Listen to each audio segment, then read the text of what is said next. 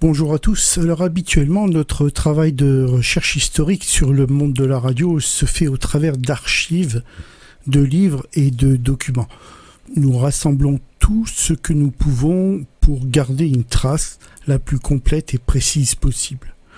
Aujourd'hui, nous avons beaucoup de chance parce que pour une fois, nous avons un livre très récent sur un morceau de l'histoire de la radio.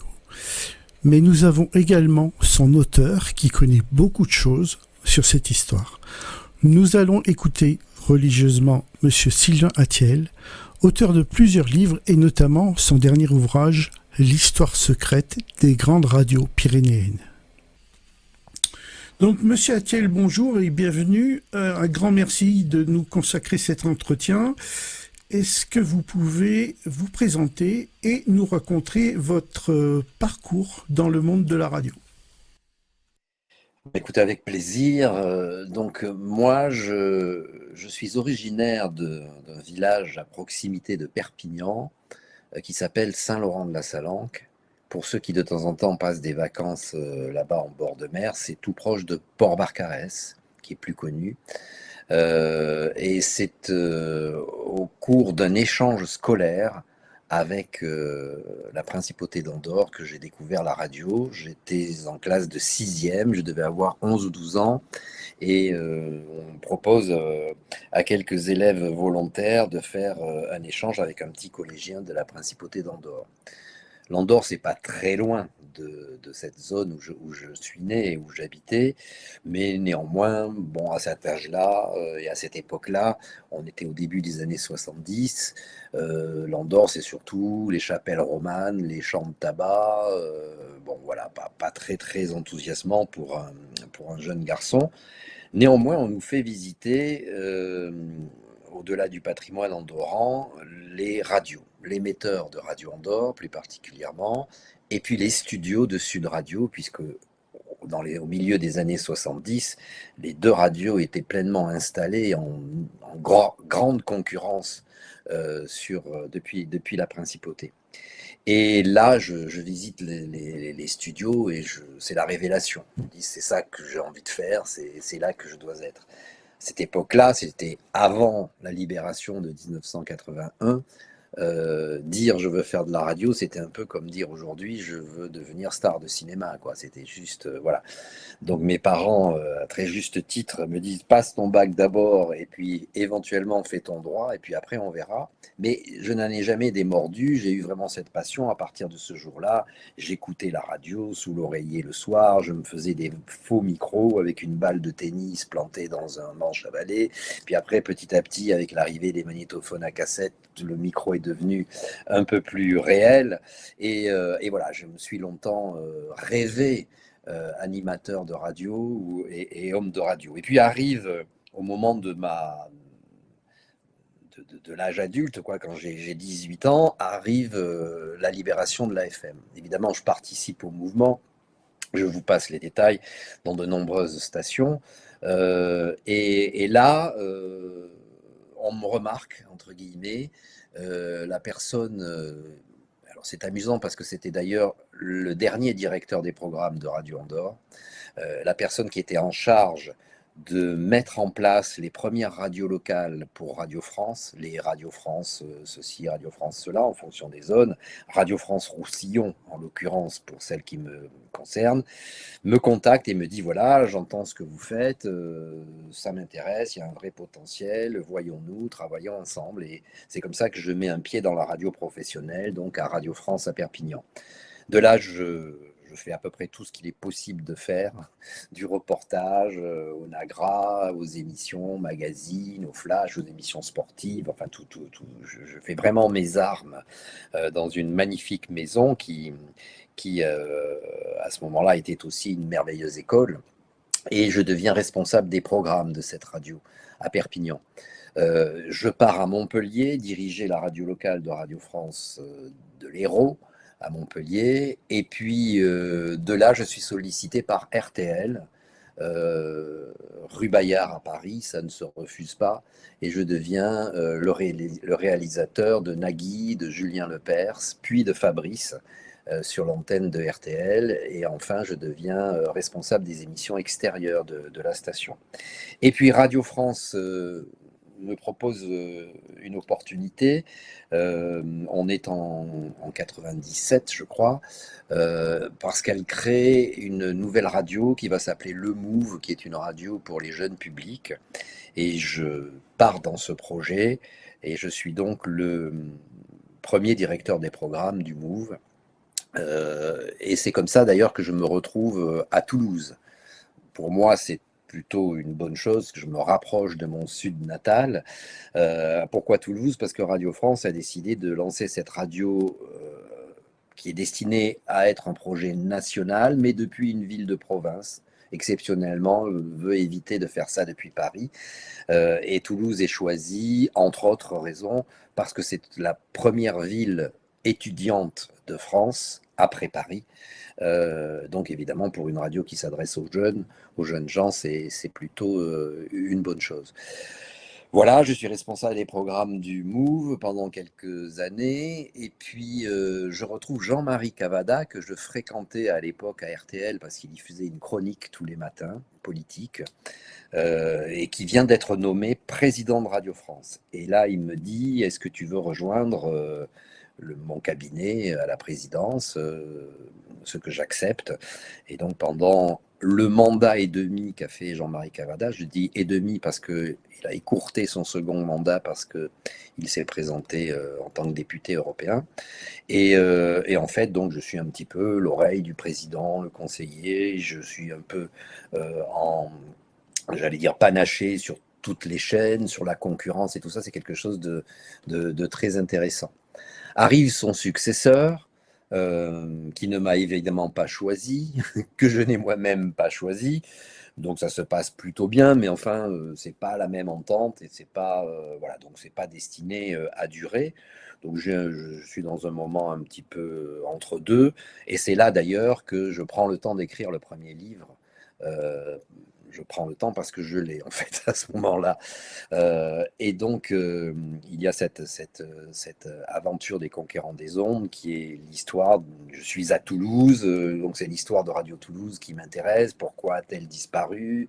Qu'est-ce qu'elle était? Qui étaient ses fondateurs? Qu'est-ce qui s'est passé, etc. Et là, je découvre un dossier extrêmement intéressant. À tel point qu'effectivement, il devient un livre. Et je constate aussi, je découvre à ce moment-là, parce que je ne le savais pas vraiment, que c'est cette fameuse radio Toulouse historique qui a donné naissance à Radio Andorre, et par ricochet à Sud Radio, ces deux radios andorranes ayant allumé la flamme de ma passion. Là-dessus, le propriétaire à ce moment-là de Sud Radio m'appelle et me dit une très jolie phrase en me disant: j'aimerais que celui qui a écrit le passé de Sud Radio puisse en écrire l'avenir.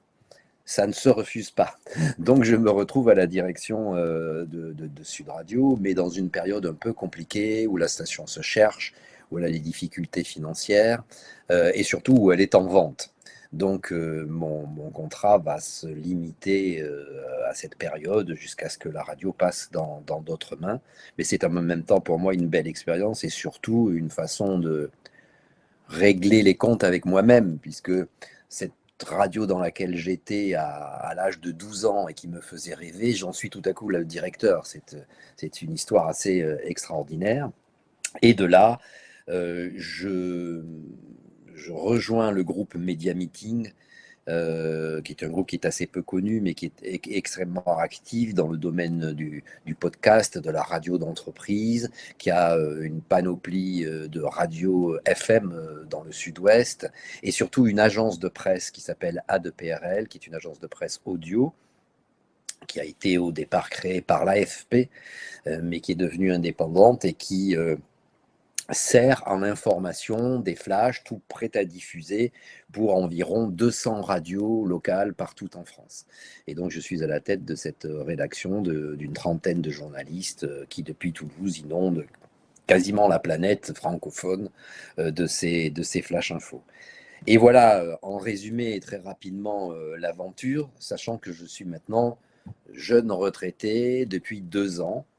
Ce qui évidemment me permet d'aller au bout de quelques projets personnels que je n'avais pas pu mettre à exécution, comme l'écriture de ce dernier livre, L'histoire secrète des grandes radios pyrénéennes, qui est un petit peu la suite du premier, mais où je reviens plus en détail sur la naissance de Sud Radio et l'opposition qu'il y a eu entre les deux stations, et surtout le contexte géographo-politique de l'Andorre, ce petit pays qui a accueilli ces radios périphériques pendant toutes ces années. Voilà l'histoire. Donc je suis quelqu'un, d'abord un passionné, je ne suis pas là par hasard. C'est toute ma vie et c'est aussi des expériences extrêmement variées, de la radio locale à la radio nationale, du service public à la radio privée de chez privé. Il m'est arrivé de tout faire, des émissions très culturelles, locales, pour mettre en valeur une région sur France Culture, à faire gagner des paniers de saucissons avec Nagui sur RTL. Voilà, j'ai fait le grand écart. Et en fait, je me suis passionné pour tout ça. J'ai pas eu de prédilection. Et aujourd'hui, dans le cadre de cette retraite que j'entame, je continue à avoir un pied un petit peu dans le monde des médias, puisque je suis président de l'école de journalisme de Toulouse, qui me permet de rester en contact. Voilà, assez rapidement, parce que les détails nous mèneraient trop loin et trop long, le parcours qui est le mien. Eh bien, bravo, parce que c'est une très très belle carrière que vous avez fait. En tout cas, passionnante, et surtout, j'ai eu cette chance inouïe que malheureusement n'a pas tout le monde, c'est de pouvoir mettre ma passion au cœur de mon quotidien. Ça, c'est vraiment énorme. À vrai dire, j'ai jamais travaillé et je n'ai toujours fait que ce que j'aimais. Et c'est vrai qu'en même temps, j'ai changé souvent de radio, parce que j'ai donc été un petit peu dans tous les mondes, je le disais tout à l'heure, privé, public, national, local, parce que j'avais cette grande soif de découverte et de connaître tout ça. Et j'ai aussi eu la chance de ne jamais faire de concessions et de toujours faire ce que j'avais envie de faire avec les gens que j'avais envie de fréquenter. C'est un luxe inouï, je le reconnais. Mais je crois qu'en même temps, il n'y a pas que de la chance. Il y a aussi j'allais dire, l'immense volonté de le faire, quoi, qui aide beaucoup.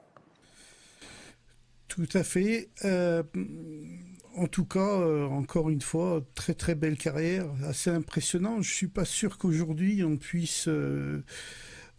pourrait refaire aujourd'hui une carrière comme ça, parce que les choses ont tellement changé depuis que ça serait quasiment impossible à mon avis.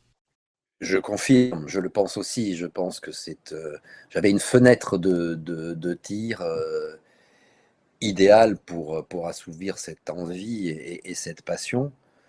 Les choses changent, mais peut-être que les centres d'intérêt et les passions aussi, qu'on ne voit plus les choses de la même.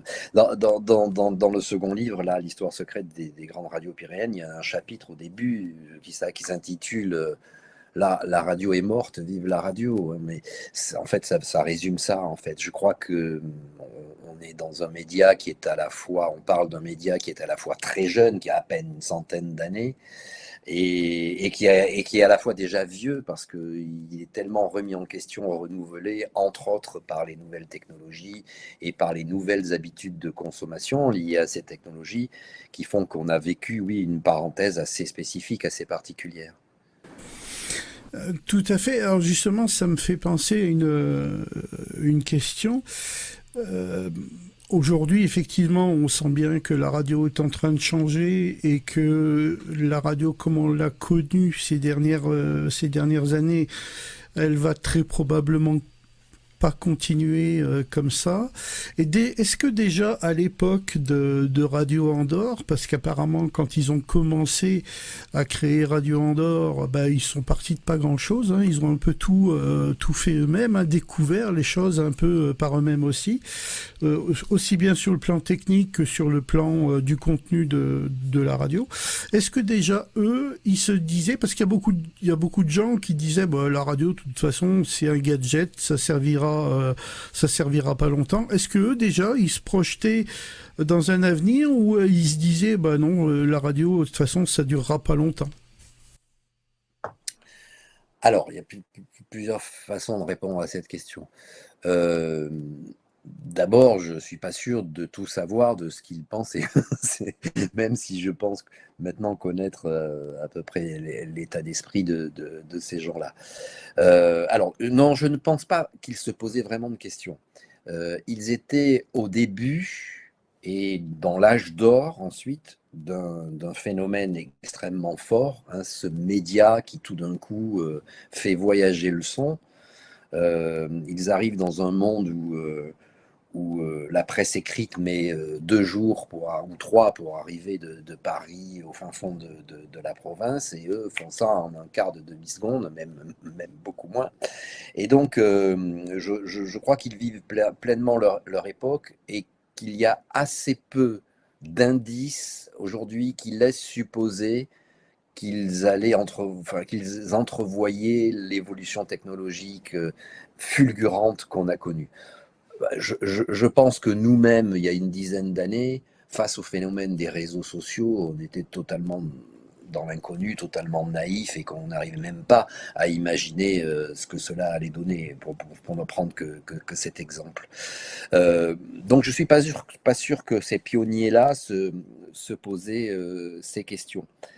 Par contre, oui, ils en ont profité pour tout inventer. Aujourd'hui, vous savez, la révolution de la radio, la question qu'on se pose, est-ce que la radio a de l'avenir ou pas? Tout dépend, qu'est-ce qu'on appelle la radio?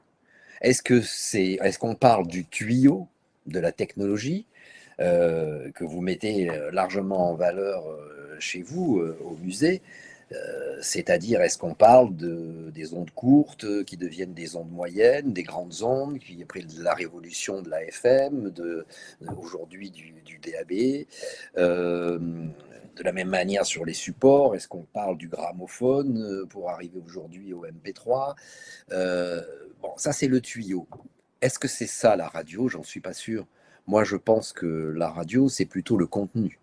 C'est plutôt ce qu'on met à l'intérieur de ces tuyaux, quels qu'ils soient. Alors aujourd'hui, les tuyaux ont changé. Il y a de moins en moins d'émetteurs. Il y a de plus en plus la possibilité de ne pas être qu'un récepteur. Mais je crois que on pourrait considérer que la définition de la radio, c'est le contenu, c'est-à-dire informer, distraire, éventuellement éduquer. Et à ce titre-là, ces gens dont j'essaie de raconter les péripéties et les aventures ont déjà, dès les années 30, inventé énormément de choses. Énormément. Les émissions sponsorisées, les divers formats, des courts, des longs, des moyens, les formules de jeu, les formules de dédicace, on n'appelle plus tellement ça comme ça, mais ça existe toujours. L'interaction avec l'auditeur. Oui, ça se passait par carte postale et par courrier, mais enfin, on y faisait grosso modo la même chose. Donc, voilà, pour tenter de répondre à votre question qui est extrêmement large, en fait, euh, moi, mon point de vue sur la question, sur le sujet. C'est un peu ce que j'ai c'est un peu ce que j'ai répondu il y a 2 semaines maintenant à un groupe d'étudiants d'une école de cinéma qui était venu faire un tournage au musée et qui pour eux pensaient que la radio en fait elle était morte quoi finalement, puisque la seule radio que les jeunes connaissent c'est ce qu'ils ont dans la voiture. Et en fait je leur ai effectivement répondu que sur le plan technique la radio bah, c'est leur téléphone puisque ça passe par les ondes. Mhm. Et puis par rapport au contenu réel de la radio, bah, les gens écoutent le podcast. Donc de toute façon, finalement, quand ils écoutent un podcast avec le téléphone, quelque part, Bien sûr. ça reste de la radio. Et on est franchement et très nettement aujourd'hui dans cette évolution. On voit qu'aujourd'hui, des chaînes, prenons par exemple France Inter, est très attentive, peut-être même plus qu'à son audience hertzienne, à l'écoute des replays, des podcasts, etc. Et qui a énormément et de plus en plus de moyens et de savoir-faire consacrés à tout ça. Mais Aujourd'hui d'ailleurs, personne n'est en capacité de dire avec assurance ce que tout cela sera dans 10 ans et comment les modes de consommation vont évoluer. Bien sûr, tout à fait, oui, oui. Et c'est vrai que la radio, comme on l'a connue, comme c'était avant, il savait aussi, enfin, c'est un peu mon avis personnel, mais il savait captiver l'attention des auditeurs par justement le contenu. Chose qu'aujourd'hui, il me semble, un peu moins mis en avant ce genre de choses. C'est plus dans le sensationnalisme que dans la fidélisation de l'auditeur, j'ai l'impression. Bon, après, voilà. Ça. Oui, puis aujourd'hui, sur le plan éditorial, je crois qu'il y a un phénomène assez marquant, c'est que aujourd'hui finalement, on s'adresse à une niche, c'est-à-dire qu'on s'adresse enfin, on prêche des convaincus, comme dirait la formule, c'est-à-dire on donne aux gens ce qu'ils ont envie d'écouter, tout simplement, alors qu'avant, euh, on avait un émetteur, une fréquence et des milliers de récepteurs, et il fallait s'adresser à tout le monde au même moment. Et il y avait cet art particulier de créer des programmes populaires au sens positif et au sens large du terme. C'est ce qu'on a appelé la radio généraliste, en fait, c'est-à-dire la radio qui s'adressait à toute la famille, aux enfants comme aux grands-parents, en passant par les parents, aux actifs comme aux non-actifs, aux ruraux comme aux urbains. Ces radios historiques dont on parle, c'était ça. C'était des radios typiquement généralistes. Il n'y en a pratiquement plus. Maintenant, on a vraiment des radios spécifiques, thématiques, toute info, toute culture, toute musique, et encore, alors les sous-catégories, vous pouvez écouter la radio qui correspond au style musical que vous aimez. Avant, c'était totalement impossible.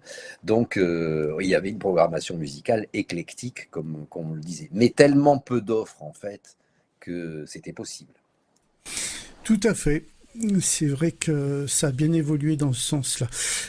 Depuis combien de temps vous vous intéressez à l'histoire de la radio spécifiquement dans votre région, la région de Toulouse?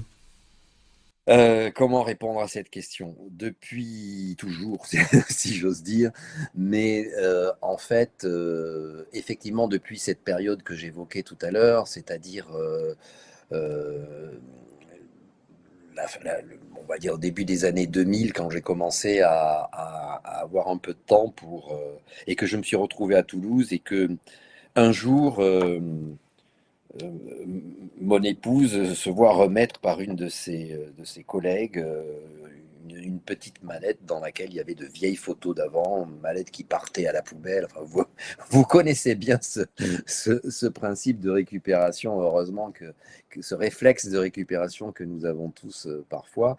Et je trouve dans ces vieilles photos des photos du centre émetteur de Muret, à côté de Toulouse, centre émetteur de TDF, mais qui a été le centre émetteur de Toulouse-Pyrénées, qui était la radio de service public de la grande région, et qui était là en réponse à Radio Toulouse, qui était elle la radio privée. Et de fil en aiguille, voilà, je tire le fil de la bobine et je trouve de plus en plus d'informations, donc je m'intéresse aux archives, je retrouve quelques anciens acteurs de cette période-là, et je me passionne pour le sujet. Pas que j'ai une acuité particulière, mais tout simplement parce que le sujet est pleinement passionnant. Enfin, on découvre dans cette aventure des radios des histoires d'État, des affaires économiques, commerciales, l'invention d'une technologie que l'on testait au jour le jour, des personnages hauts en couleur.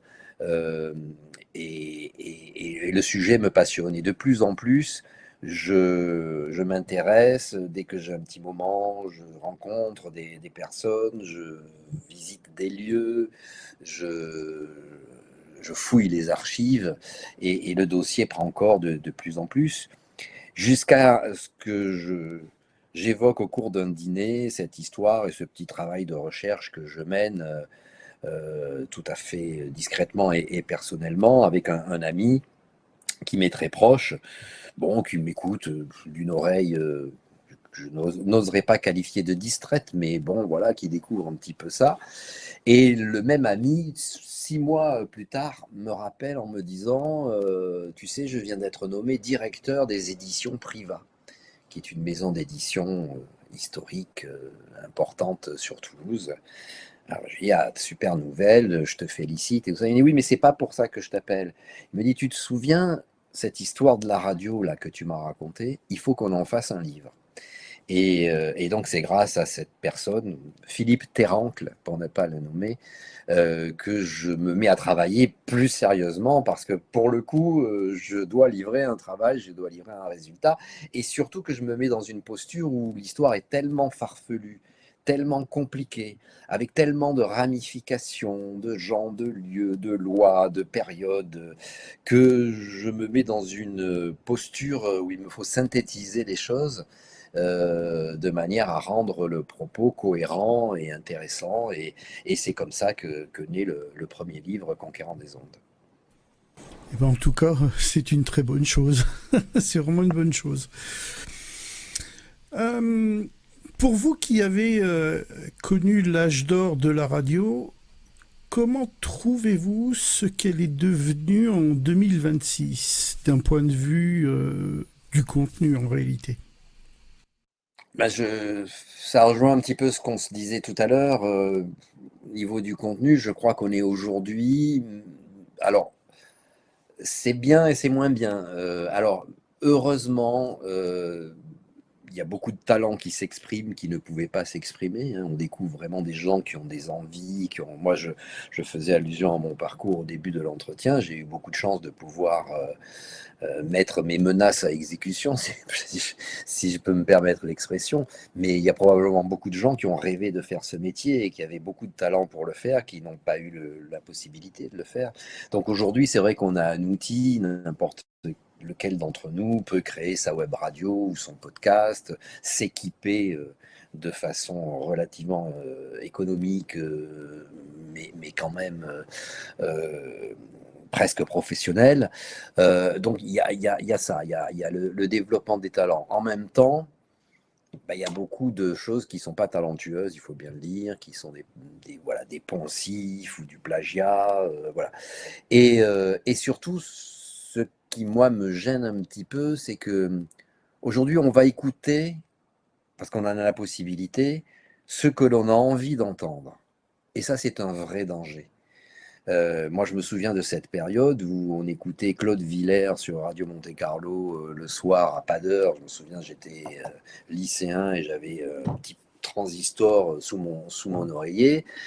Ben, je choisissais pas le thème dont allait me parler Claude Villers, je choisissais pas la musique qu'il allait me faire découvrir, et je choisissais pas l'invité que je ne connaissais pas de fait, et c'était une fenêtre de découverte inouïe sur le monde.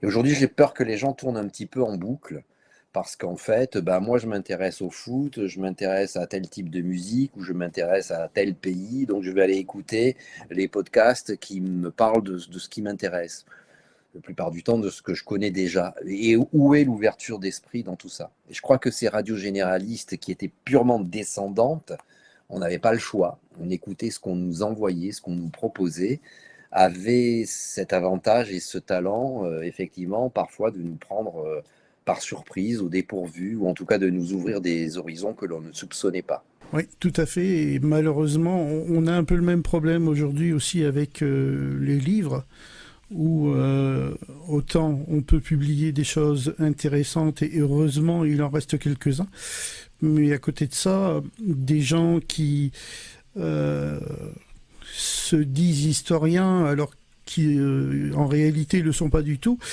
et qui publient des choses qui sont totalement fausses malheureusement, et c'est aujourd'hui un énorme problème. Aujourd'hui, créer une radio FM avec c'est un parcours du combattant quasiment impossible à surmonter. Et ça, je le sais pour l'avoir connu déjà 2-3 fois. D'après ce que j'ai lu dans votre dernier livre, c'était a priori pas mieux avant, me semble-t-il. Vous en pensez quoi? Et oui, la radio a toujours été, parce que les fréquences sont dans le domaine public, a toujours été difficile d'accès. Là aussi aujourd'hui, grâce ou à cause, je sais pas, chacun choisira, au web, eh bien, on peut s'adresser aux autres. À l'époque, c'était un luxe parce qu'il fallait obtenir une fréquence. Euh, il y a eu cette libération en 1981 de la bande FM et cette kyrielle de radios qui sont nées. Mais à part ça, assez peu de moyens. Alors il fallait pour ouvrir sa radio pas mal de moyens, pas mal de connaissances et parfois de passe-droit, faut bien le dire, pour obtenir une fréquence. Et c'est vrai qu'on peut parfois critiquer la façon dont ces fréquences sont accordées ou dont elles ne le sont pas.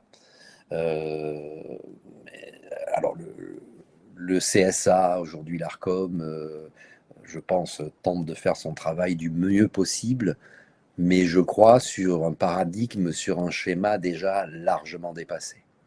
Et je crois que la difficulté, elle est là.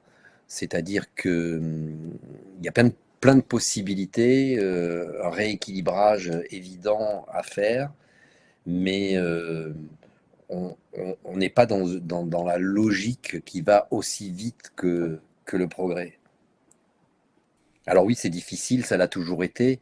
Alors ça l'est un peu moins quand même depuis le début des années 80, parce qu'il y a quand même 800 ou 700 radios qui existent en France, alors qu'il n'y en avait que 4. Bon, c'est purement mathématique. Mais ça reste effectivement un domaine avec pas mal de zones d'ombre et d'incompréhension possibles, ça j'en conviens. Vous avez vous-même créé votre propre radio. Vous nous disiez précédemment que vous avez bien connu donc l'époque des radios dites pirates, mais pirates sur la bande FM. Hein. Et vous avez vous-même créé votre propre petite radio avec des moyens apparemment qui étaient assez amateurs. J'ai l'impression. Est-ce que vous pouvez nous en dire plus?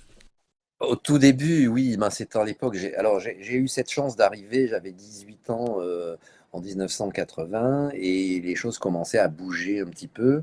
Et comme je vous le disais, j'habitais du côté de Perpignan, donc dans une zone frontalière et avec quelques. Alors moi, ce qui m'intéressait, c'était la radio, c'était le contenu, un petit peu moins la technique, dont j'étais pas spécialiste, mais ce qui m'intéressait, c'était de parler aux gens, le contenu, de diffuser de la musique, etc. Mais j'avais fort heureusement des amis qui étaient très pointus sur l'aspect technologique des choses. Et donc, au tout début, avant que la radio soit vraiment libéralisée, nous prenions une voiture, on venait tout juste d'avoir le permis, hein, et un petit groupe électrogène, un petit émetteur. Moi, j'avais enregistré des cassettes et on allait passer la frontière espagnole pour émettre effectivement en pirate sur la France. Je pensais à ce moment-là que toutes les polices du Roussillon et les équipes de TDF étaient à notre recherche et nous traquaient. Et en fait, plus tard, quand j'ai discuté avec eux, je me suis aperçu qu'ils n'avaient même pas conscience de notre existence. Ça m'a un petit peu déçu, mais bon, on vivait ça de manière, vous l'imaginez, incroyable à l'âge qu'on avait et à ce moment-là. Et puis arrivent très vite les radios libres qui se multiplient. Alors évidemment, sur cette zone là-bas de Perpignan, il y a beaucoup de radios qui naissent. Et c'était assez facile à l'époque hein, d'arriver avec sa pile de disques et d'aller proposer ces émissions. Et en fait, assez vite, je trouve tout ça très pagaille, très mal organisé. Je trouve que ça ne ressemble pas à de la radio professionnelle, etc. Et donc, je me mets en tête de lancer ma propre radio. Et j'avais très peu de moyens, bien sûr, mais beaucoup d'idées. Et euh, je demande un rendez-vous au maire de Port-Barcarès, cette station balnéaire qui fait 10 km de long sur une plage. Et je lui explique que son camion d'animation avec le haut-parleur sur la galerie, c'est bien gentil, mais que ça suffit pas quoi, pour passer l'information. L'annonce du taureau piscine du soir, de la température de l'eau, des informations municipales, c'est pas très bien adapté. Et je lui dis, une radio, ça serait formidable. Et là, heureusement, je tombe sur quelqu'un d'incroyable qui me dit, écoutez, moi, je n'y connais rien. Mais vous avez l'air passionné, c'est pas idiot ce que vous dites. Je vous embauche comme animateur municipal. Vous avez les ateliers à votre service et vous avez ce local. Alors, il s'agissait de 2 pièces dans un centre culturel à votre disposition. Faites et puis on verra bien. Et là, effectivement, je vais voir les ouvriers municipaux, je leur explique, voilà, je voudrais une vitre pour séparer la régie du studio, de la moquette, un logo, on va mettre ça, une table ronde. Et les gars, ils me font tout. Et puis, je négocie un émetteur avec un entrepreneur local et cette radio démarre. Effectivement, elle s'appelle Radio Barcarès Méditerranée. Elle sera plus tard absorbée par les réseaux, je ne sais plus lequel, mais entre-temps, donc, comme je l'expliquais, je suis sollicité par Radio France et je quitte le projet, mais je lance ma première radio. Et là, c'était une radio comme je l'entendais, c'est-à-dire professionnelle, avec une vraie grille régulière, avec des gens que j'avais sélectionnés, avec une programmation musicale qui avait, me semble-t-il, pour le souvenir que j'en ai, en tout cas, il y avait une tentative qu'elle ait un sens, une homogénéité. Voilà, j'avais lancé ça. Et effectivement, euh, ce n'était en fait que pour moi la réminiscence de ce que j'avais vu une dizaine d'années plus tôt quand j'avais 12 ans et qui m'avait fait rêver. C'était ça que je remettais en place en fait. C'est absolument fabuleux. J'ai l'image de l'émetteur embarqué dans la voiture pour aller faire de la radio en point haut. C'est absolument, c'est fabuleux. Et puis alors le fait d'arriver devant le maire et puis qui vous dit, écoutez, moi j'y connais rien, mais je vous embauche, faites-le. C'est quand même un coup de Bien chance sûr. absolu, ça. Tout à fait, bien sûr. Alors, laissez-moi un peu de mérite dans l'affaire. Coup de chance absolue, mais aussi conviction, Oui, séduction et et puis quand même un certain talent, parce que j'imagine que si vous aviez pas été bon dans les programmes que vous proposiez, à mon avis, ça aurait probablement pas duré. Donc il fallait quand même effectivement un certain talent. Mais enfin quand même, vous proposez ça comme ça, c'est quand même absolument fabuleux, je trouve. Alors déjà, oui, effectivement. Alors votre dernier livre, je mettrai, je sais, voilà, votre dernier bouquin qui est une pure merveille. Ça, je vous ai dit pourquoi, si je peux me permettre, donc cet avis personnel. Est-ce que vous pourriez nous en parler et nous dire ce qui vous a motivé donc pour l'écrire? alors, ce qui m'a motivé, c'est bien sûr toute la passion pour le sujet que je vous raconte hein, depuis tout à l'heure, donc qui s'allume quand je suis tout jeune garçon et qui continue et qui fait ensuite mon quotidien puisque c'est mon métier. Deuxièmement, c'est la richesse de cette histoire. Probablement que si j'avais découvert une histoire sans grand intérêt, sans grands événements, sans personnages truculents, j'aurais pas été jusqu'à l'écriture de ce type du livre. Mais au contraire, là, il y avait un vrai sujet.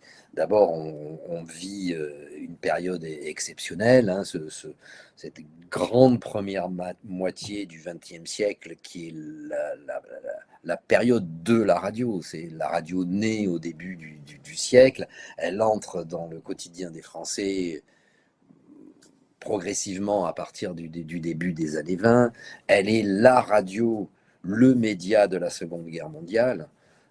Pétain annonce l'armistice à la radio, De Gaulle fait l'appel du 10 juin à la radio, on se souvient de la BBC, de ces radios privées qui deviennent des radios collabos, etc. Enfin, il y a une histoire de la radio extrêmement forte liée à l'actualité, et puis ça va incontestablement, avec aussi le développement dans les années 80, être le média du siècle. Donc là, j'ai un vrai sujet. J'ai en plus un magnifique décor. C'est-à-dire que cette histoire-là, elle se passe en Principauté d'Andorre. Principauté d'Andorre qui est, alors, comme je le dis très amicalement, est un OCNI, un objet constitutionnel non identifié, ce qui permet d'y faire des choses très particulières et de ne pas en faire d'autres très particulières aussi. Et puis c'est un décor, c'est la montagne, c'est ce petit village euh, dans un repli des montagnes extrêmement rural, même reculé et peut-être même un peu arriéré par rapport au reste de ce qui l'entoure, qui va, en particulier grâce à la radio, grâce à Radio Andorre, exploser, hein, devenir une plateforme commerciale, bancaire, touristique incroyable, et qui va grandir en même temps que ces radios, si on peut dire. Et donc, voilà, il y a cette histoire, cette richesse, il y a les personnages, il y a le contexte, le décor, le pays, le contexte, et puis il y a Toulouse, la capitale occitane, qui a aussi son intérêt. Et puis il y a aussi cette envie, en tout cas ce constat, que cette histoire est très mal connue. On l'a oubliée. Alors, ce que j'explique souvent, c'est que c'est ma thèse, ça ne veut pas dire qu'il se passait rien ailleurs au même moment, mais vu depuis Toulouse, Toulouse dans les années 20, dans les années 30, est en quelque sorte une des capitales européennes de la radio. Il s'y passe énormément de choses, il s'y décide, il s'y initie, il s'y invente énormément de choses. Au même moment d'ailleurs que l'aéropostale. Mermoz, Saint-Exupéry, au sein de l'équipe Latécoère, qui invente les grandes traversées en avion pour porter le courrier, qui invente donc des avions qui marchent, des avions qui sont capables d'aller loin et de revenir, des pilotes qui deviennent des stars, et pas que parce qu'ils ont écrit des livres, aussi parce qu'ils font des performances incroyables.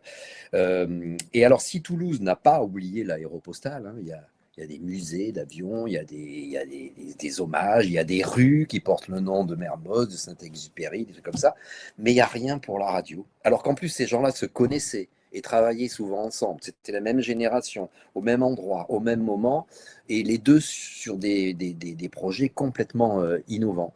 Et donc j'ai voulu réhabiliter un petit peu ces personnages. Il y a une explication au fait que ça a été un peu oublié, c'est que la plupart des gens qui ont initié ces grandes radios, en particulier Radio Toulouse, ont été considérés comme collaborateurs avec le régime de Vichy, puisqu'ils étaient en zone libre, mais sous la coupe du gouvernement de Vichy. Et quand vous aviez un média à ce moment-là, soit vous le fermiez, soit vous obéissiez. Et c'est ce qu'ils ont fait, et en fait, on leur a reproché après, même s'ils ont été amnistiés. Il y a eu ça. Ensuite, ils fondent Radio Andorre, et Radio Andorre est considéré comme un poste pirate, corsaire, par le gouvernement français. Donc là aussi, ça fait qu'on occulte un petit peu tout ça. Donc je voulais aussi réhabiliter, sans porter de jugement, il ne m'appartient pas de le faire, et il y a eu des jugements, j'allais dire, de justice professionnelle, sans porter de jugement sur leur attitude, mais en tout cas sur leur aventure. Je voulais réhabiliter ça. Et enfin, je me rendais compte aussi à quel point les gens mélangeaient tout, c'est-à-dire confondaient Sud Radio, Radio Andorre, enfin bon, voilà. Et donc j'ai voulu expliquer aussi de la manière la plus claire possible cette histoire extrêmement compliquée, finalement extrêmement embrouillée. Et puis voilà, et puis être le relais de toutes ces mémoires vives qui vont s'éteindre ou qui se sont éteintes pour beaucoup, parce que les gens qui ont vécu cette expérience sont aujourd'hui de la génération senior plus plus, hein, ils ont pas loin de 90 ans maintenant, beaucoup nous ont quittés, et moi j'ai commencé sérieusement cette enquête il y a à peu près 25 ans, donc j'ai eu aussi la chance de rencontrer beaucoup d'entre eux. Et puis voilà. Et puis, de manière un peu plus con- concrète ou différente, j'avais aussi envie d'apporter ma pierre à l'édifice de la mémoire, au-delà de l'écriture, au-delà du livre. Par exemple, un Principauté d'Andorre, au moment où j'ai écrit le premier livre, qui a d'ailleurs été traduit en catalan et édité par un éditeur andorran pour l'Andorre, dont le catalan est la langue officielle, hein, je le rappelle, et aussi du coup pour Barcelone. Ce travail a permis aux politiques andorrans de prendre conscience de ce patrimoine, ce qu'ils n'avaient pas trop en fait. Ça avait laissé des cicatrices, mais c'était une histoire franco-française, etc. Et j'ai la prétention, mais aussi la grande fierté, et surtout, je, je, je félicite ceux qui ont su comprendre ce message, d'avoir contribué à sauvegarder ce patrimoine. Par exemple, l'émetteur de Radio Andorre aurait dû être détruit pour laisser passer la route principale qui traverse la principauté. Eh bien, les politiques andorrans ont été jusqu'à construire un tunnel qui passe sous l'émetteur pour éviter de le détruire. C'est extraordinaire, c'est formidable, il faut les en remercier 1000 fois. Mais s'il n'y avait pas eu ce travail de sensibilisation, de recherche, de remettre en exergue ce qu'était cette histoire et quelles étaient ses qualités, probablement l'émetteur n'existerait plus. Aujourd'hui, on a la chance de passer, et moi ça me fait quelques frissons à chaque fois que je l'emprunte, quand on traverse la principauté d'Andorre, à un moment donné, on passe dans le tunnel Radio Andorre, et je sais qu'au-dessus, il y a encore tout le matériel qui a été restauré, alors que tout ça aurait dû exploser. Et je ne suis loin, entendons-nous bien, loin d'être le seul à avoir contribué à ça, à avoir fait ce travail, mais je sais que j'y ai participé aussi. Voilà toutes les raisons qui font que ce livre existe. Et puis une autre petite raison personnelle, le plaisir d'écrire. Je suis un homme de radio, un homme de l'oral, un homme de micro, mais aujourd'hui aussi, je prends énormément de plaisir à tenter modestement d'être un homme, sinon de plume, en tout cas de clavier. Bon, en tout cas, c'est vrai en lisant votre livre, on sent quand même derrière que il y a du professionnalisme, c'est vraiment très très bien fait. Et puis la façon de tourner les situations historiques importantes, de les présenter, je trouve honnêtement c'est du pur bonheur. Ça pour nous, ça c'est dans la bibliothèque du musée. Ce livre là, je le remonte, c'est du pur bonheur parce que vraiment déjà il y a toutes les infos historiques et puis quand on se plonge là-dedans, on en ressort 2-3 heures après. On n'a pas vu passer le temps tellement c'est bien écrit. C'est vraiment autre chose que d'aller fouiller, d'aller chercher de l'information historique dans les archives. Là, je vous remercie et ça me touche beaucoup ce que vous dites parce qu'effectivement c'est vraiment ce vers quoi je tendais.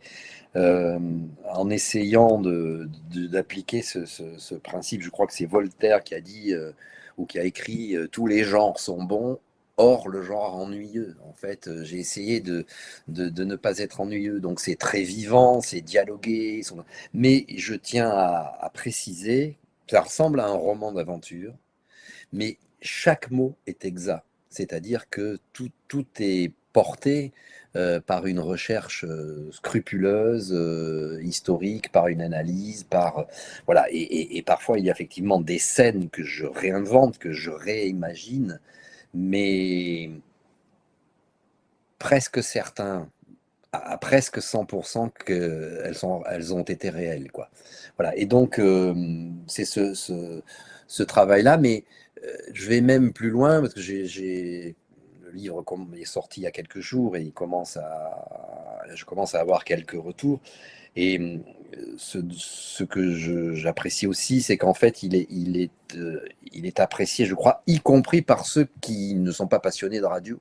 Parce que voilà, il y a des personnages, il y a des lieux, il y a le sud, il y a les paysages, il y a la montagne. On traverse le siècle et pas seulement le monde de la radio. et Voilà ce surtout, que j'ai essayé de... et surtout l'histoire qui se passait pendant la guerre, parce que certes, il y a la radio au milieu de tout ça, mais on découvre comment les gens ils ont vécu cette Seconde Guerre mondiale, tout ce qu'ils faisaient. C'est vraiment, c'est pour ça que je vous dis historiquement, c'est vraiment, alors c'est très très bien écrit parce que ça se lit tout seul, mais c'est vraiment intéressant parce que on sent que c'est pas de la fiction quoi. Ça, il y a du vécu et ça se sent. Merci. Est-ce que donc on a bien compris qu'il y avait plusieurs radios sur le secteur de Toulouse là-bas.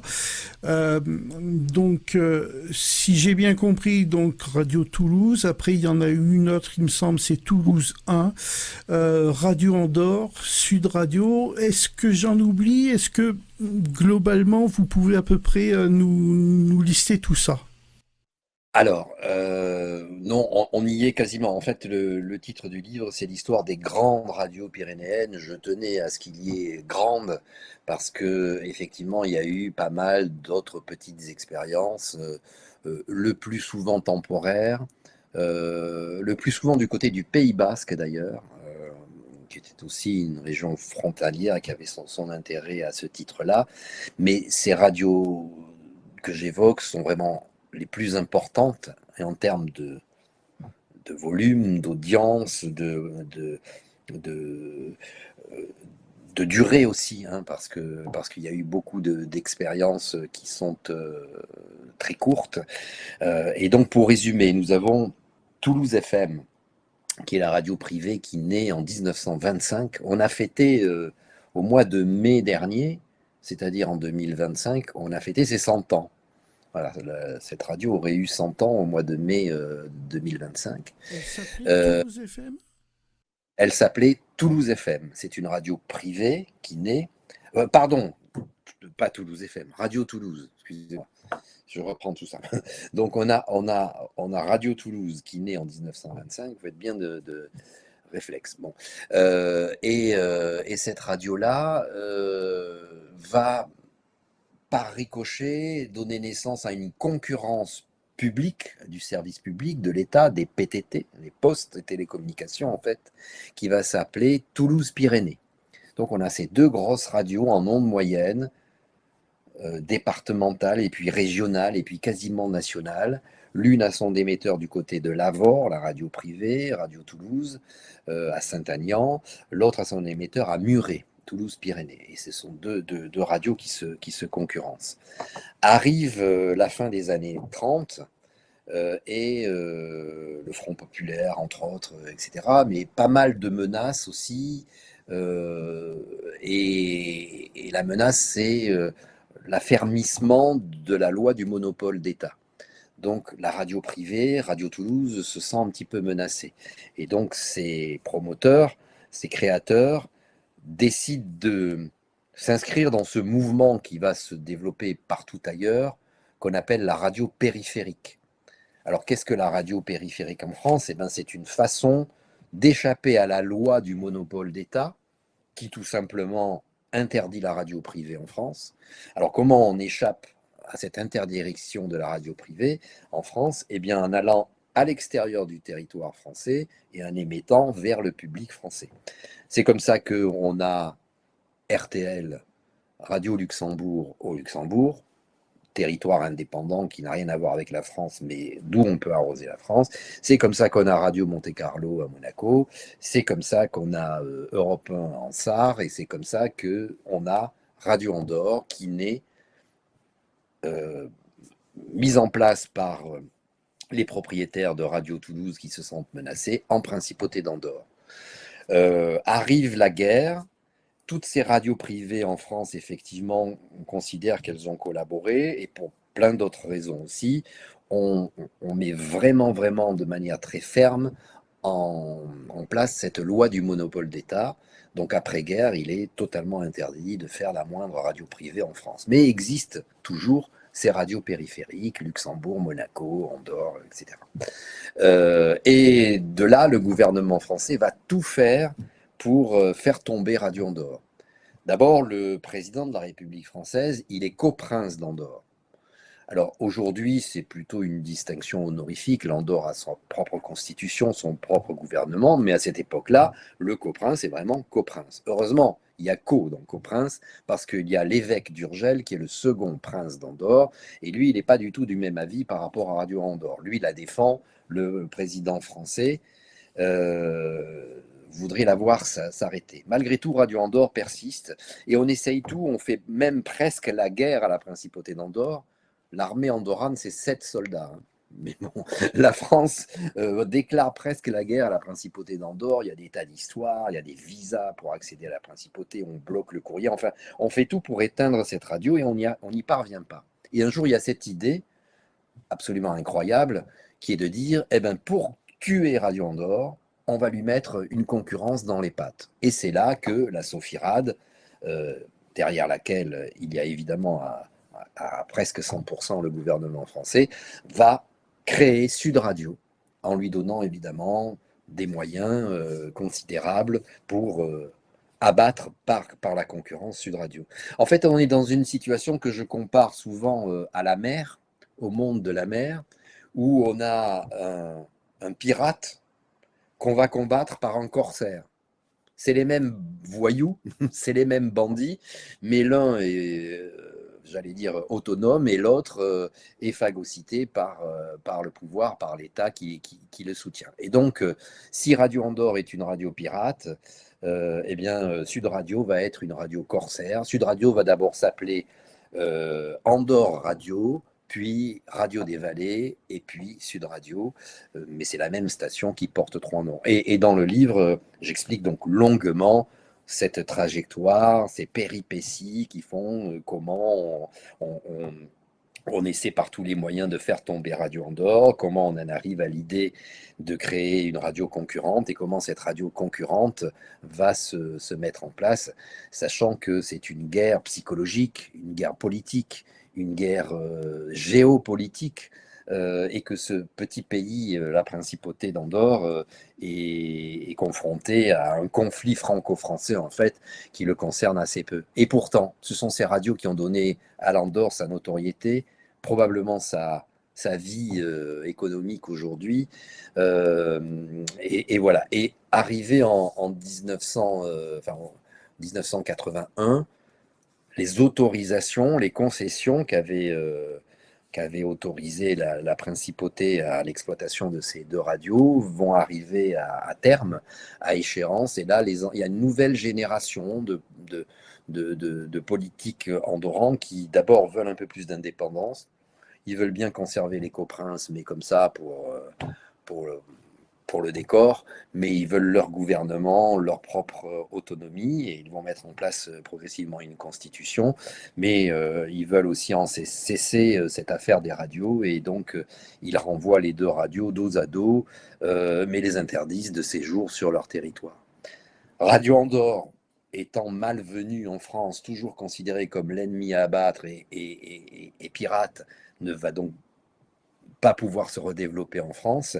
Et Sud Radio, tel un phénix, va se retrouver fichu à la porte de la principauté d'Andorre, mais au moment même où la FM démarre en France en 1981, et donc va pouvoir ressusciter, évidemment toujours soutenue par la Sophie-Rad, et rester en fait une radio nationale française.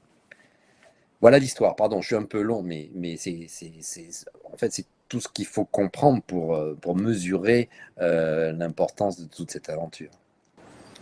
Non, mais c'est très bien que vous soyez long parce que déjà, je vous laisse complètement parler. Je vous coupe pas pour justement que vous puissiez développer complètement vos idées et nous, on va pas se plaindre qu'on ait des informations, donc aucun problème. C'est vraiment très intéressant. Et donc, ce Sud Radio, à partir du moment où il va quitter le territoire d'Andorre pour revenir en France, c'est à partir de là qu'on va connaître le Sud Radio de la bande FM qu'on connaît aujourd'hui, mais je crois qu'il y a eu une autre période aussi où Sud Radio a déménagé de Toulouse et où il est monté sur Paris, il me semble. Oui, alors c'est le cas actuellement, oui, en effet. Alors, il reste un troisième livre à écrire. J'allais dire, c'est l'histoire contemporaine de Sud Radio. Je ne l'ai pas fait, je ne suis pas prêt de le faire parce que, bon, faut peut-être laisser un peu de temps à tout ça. En plus, comme je vous le disais tout à l'heure, j'ai été un petit peu partie prenante. J'ai fait partie de cette station il y a assez peu de temps et je crois qu'il faut que l'histoire se mette en place. Mais qu'est-ce qui s'est passé pour Sud Radio? Radio généraliste, périphérique, en Andorre, qui s'adresse à la ménagère dans le courant de la matinée et avec le hit parade aux jeunes collégiens en fin d'après-midi, enfin le truc assez classique, se retrouve donc sur Toulouse, où elle avait déjà des studios, hein, la station fonctionnait déjà entre les deux pays. Mais là, elle doit redévelopper, redéployer tout un arsenal d'émetteurs pour se reconstituer une zone d'audience à partir de la FM. Et puis, on est là au début des années 80, donc il y a déjà maintenant plus de 40 ans. Hein. Et en 40 ans, il s'est passé des choses. Entre autres, la radio a été privatisée, elle a eu plusieurs propriétaires. Il y a eu cette évolution fulgurante et extrêmement large du monde des médias, et en particulier radiophoniques contemporains. Et la radio aujourd'hui, c'est thématisé, c'est plus une radio d'info et de débat. Elle n'a plus grand-chose à voir, en fait, avec ce qu'elle était, ni en termes de contenu, ni en termes de gestion, etc. Et effectivement, elle a quitté Toulouse pour s'installer plus précisément à Boulogne-Billancourt. Ils ont fait de très très beaux studios. Alors, les nouveaux dirigeants de Sud Radio, qui n'ont évidemment strictement rien à voir avec ces conquérants des ondes que je décris, ont pourtant un regard très intéressé et très attentif. Ils ont beaucoup aimé ce livre et m'ont soutenu, m'ont invité. On a beaucoup échangé avec eux. Ils étaient très intéressés, très friands de connaître un peu le passé. Donc, il reste que cette station qui est à Boulogne-Billancourt aujourd'hui, qui parle de politique nationale, internationale, de débat de société, s'appelle toujours Sud Radio. Et pour eux, c'est une façon de revendiquer encore leur nom.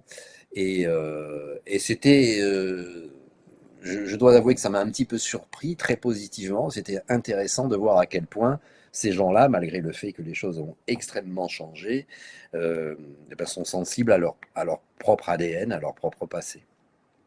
Oui, effectivement, je crois que de ce côté-là, on peut les saluer par rapport à ça. C'est qu'ils n'oublient pas le passé de la radio, et ça c'est bien. Ce qui est bien aussi, c'est qu'ils en aient conscience, même au travers de votre livre, de leur histoire, parce que malheureusement, aujourd'hui, beaucoup de sociétés qui ont parfois des fondations relativement anciennes ne sont même pas au courant de base, en fait, qui a fait ce que la société est devenue. Donc, c'est quand même, et vous savez, pour répondre, pour pour compléter ma réponse à la question précédente, quelles sont les raisons qui m'ont poussé à écrire ce livre? Il y en a peut-être une de plus, c'est que nos métiers, ce monde de la radio a tellement changé, et moi je le vois au travers de mes contacts à l'école de journalisme de Toulouse, ou des jeunes salariés que je dirigeais il y a encore quelques mois, à quel point nos jeunes gens aujourd'hui sont déconnectés de cette histoire, la connaissent pas, la comprennent mal.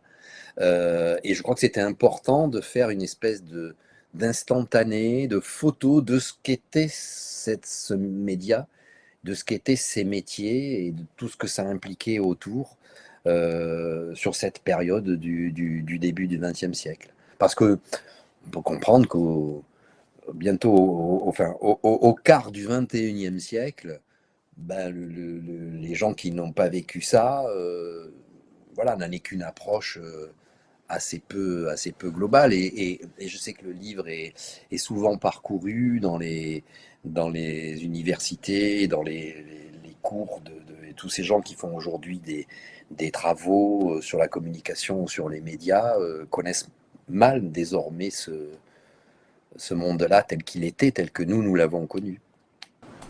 Tout à fait. Et puis, je vais apporter peut-être un peu plus d'informations, mais sur le côté technique.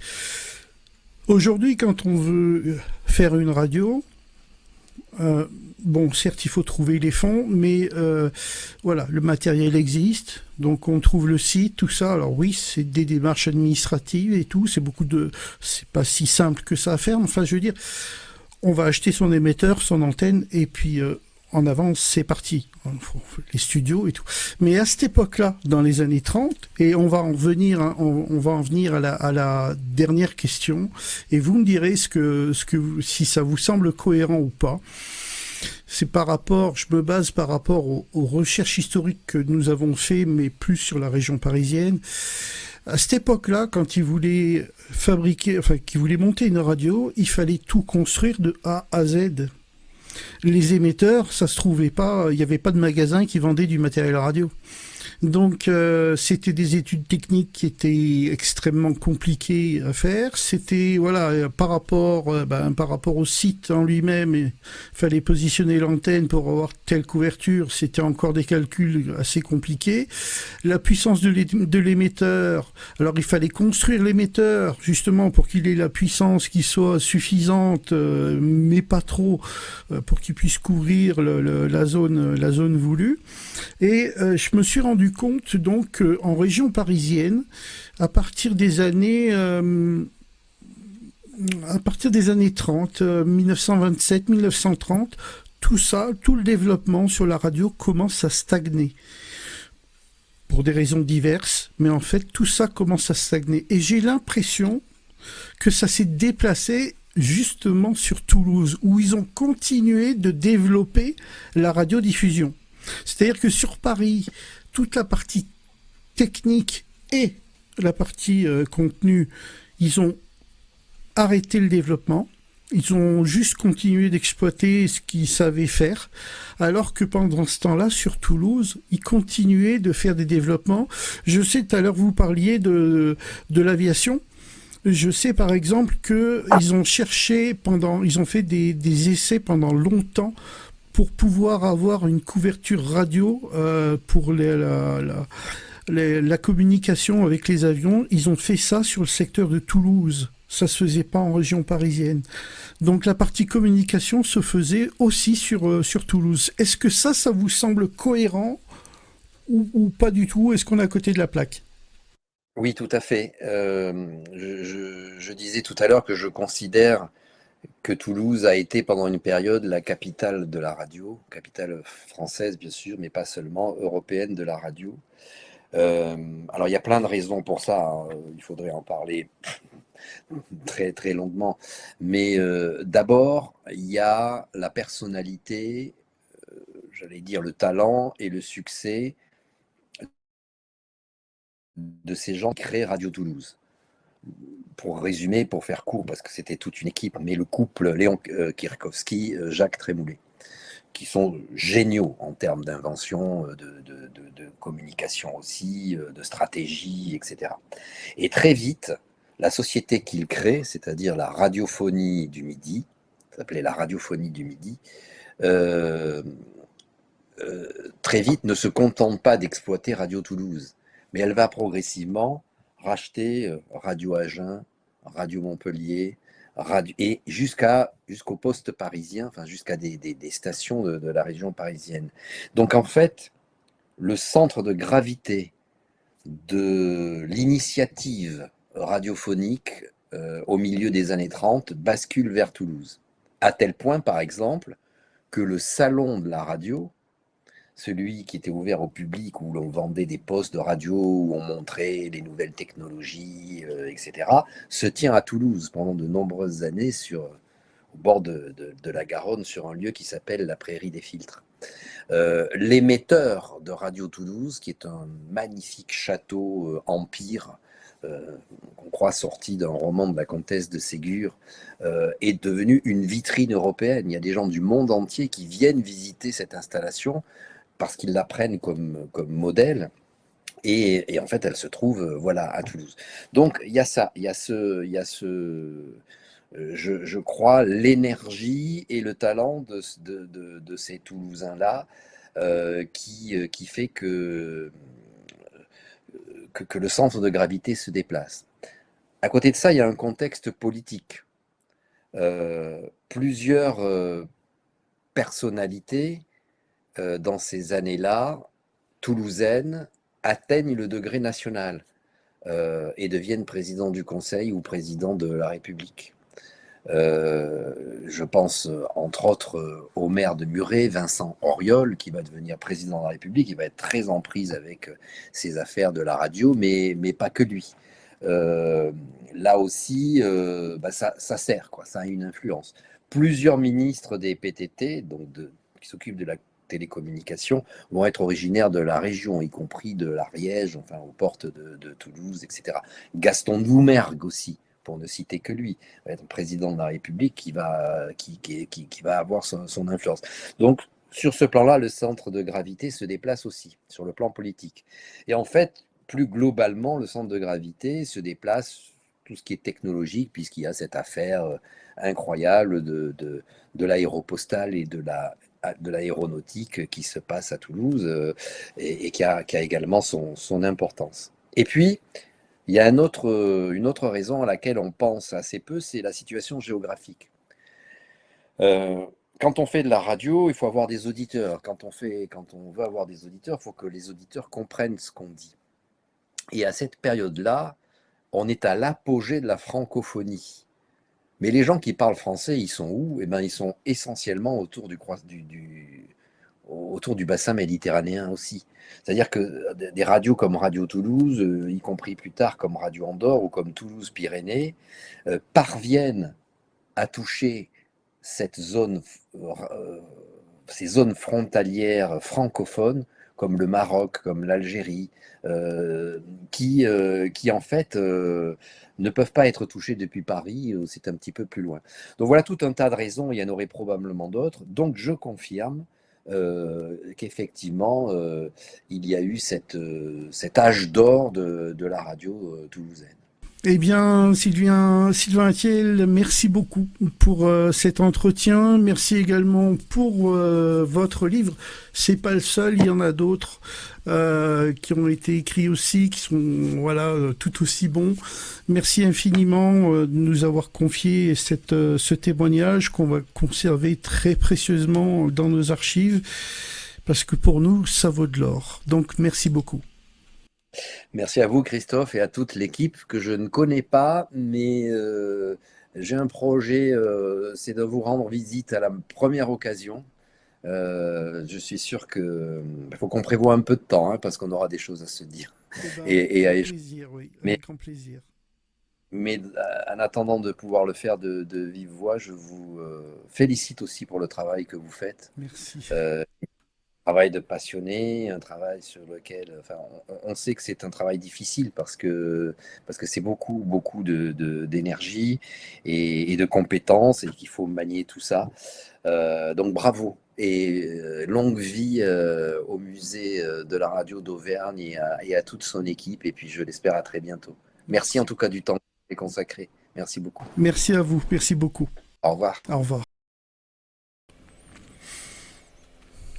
Vous venez d'écouter Sylvain Attiel, l'auteur du livre « L'histoire secrète des grandes radios pyrénéennes » aux éditions Priva. Je pense que vous l'aurez compris, mais très sincèrement, je vous recommande ce livre qui coûte vraiment pas cher et qui est d'une qualité absolument remarquable, même pour quelqu'un qui ne s'intéresse pas forcément au monde de la radio. C'est un livre qui se lit très bien et qui est vraiment formidable. Encore une fois, merci Monsieur Attiel de nous avoir confié votre témoignage et merci à vous de nous avoir écoutés et je vous dis à bientôt pour un prochain sujet. Salut.